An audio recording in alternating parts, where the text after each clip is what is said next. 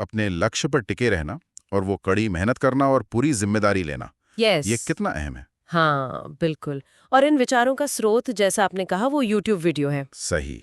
तो हमारा मकसद है इन विचारों की तह तक जाना, हाँ। समझना कि ये जो बाहरी दुनिया की आवाजें हैं, हाँ, उनको अनसुना करके सिर्फ अपने काम और सुधार पर ध्यान कैसे लगाया जाए। चलिए देखते हैं इसमें क्या क्या खास है। बिल्कुल। तो शुरुआत कहाँ से करें?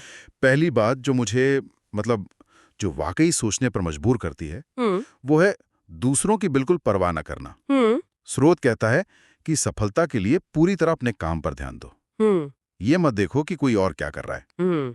चाहे वो बिजनेस हो या जिम, फोकस सिर्फ अपने प्रदर्शन पर। चलिए, ये थोड़ा सामाजिक सोच से एकदम अलग है ना? जहाँ आम तौर पर हम दूसरों पर नजर रखते हैं, उनकी बातें होती हैं। स्रोत इसी बात पर जोर देता है कि सफल लोग अपनी राह खुद बनाते हैं। वो दूसरों की नकल नहीं करते, बल्कि अपने काम पर, हाँ, अपने काम पर। अपने मूल्यों और अपने सुधार पर टिके रहते हैं।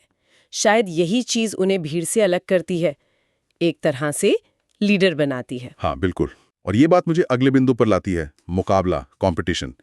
लेकिन दूसरों से नहीं, नहीं, खुद से। हम्म। स्रोत साफ कहता है, my number one competition is me, it's always you versus you. यानी असली लड़ाई तो हमेशा खुद को बेहतर बनाने की है, कल से आज बेहतर। पर ये किया कैसे जाए? मतलब आसान तो नहीं लगता। नहीं, आसान बिल्कुल नहीं है। और यहीं पर आती है जबरदस्त मेहनत और लगन की बात, बिना किसी शॉर्टकट के। स्रोत में ये बात बार बार आती है। एक जगह कहा भी गया है, the bigger the dream the more effort you going to have to put इन।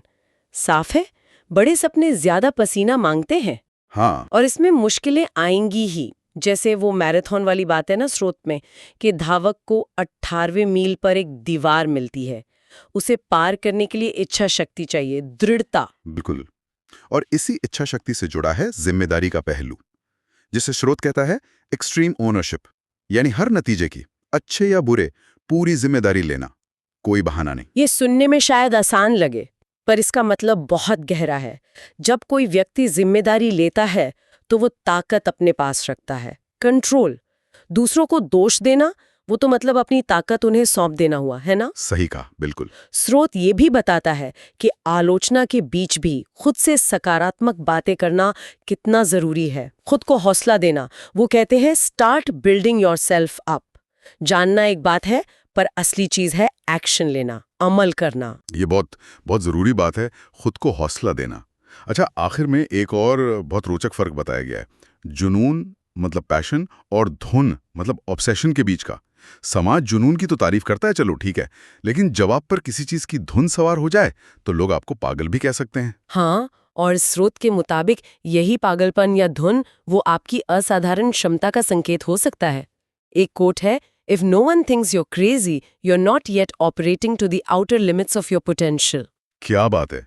मतलब अगर कोई आपको पागल नहीं समझ रहा, तो आप शायद अपनी पूरी क्षमता तक पहुंचे ही नहीं है। दिलचस्प। इसका मतलब है अपने लक्ष्य के लिए वो जो विकर्षण होते हैं ना, पार्टियां, सोशल मीडिया, उनसे पूरी तरह कट जाना, पूरी तरह समर्पित हो जाना, और ये समझना कि सफलता कोई एक दिन की क्रांति नहीं है, ये तो लगातार होने वाला विकास है, एवोल्यूशन।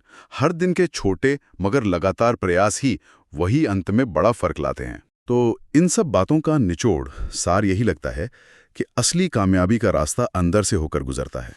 अटूट ध्यान, लगातार मेहनत, पूरी जिम्मेदारी और अपने लक्ष्य के लिए एक गहरी, लगभग पागलपन की हद तक धुन, ये सब सोचने पर मजबूर करता है कि अपने सपनों के लिए ऐसी धुन और मानसिक शांति, इन दोनों के बीच संतुलन कैसे पाया जाए ताकि ये सफर लंबा चले और कामयाब भी हो। ये एक सवाल है।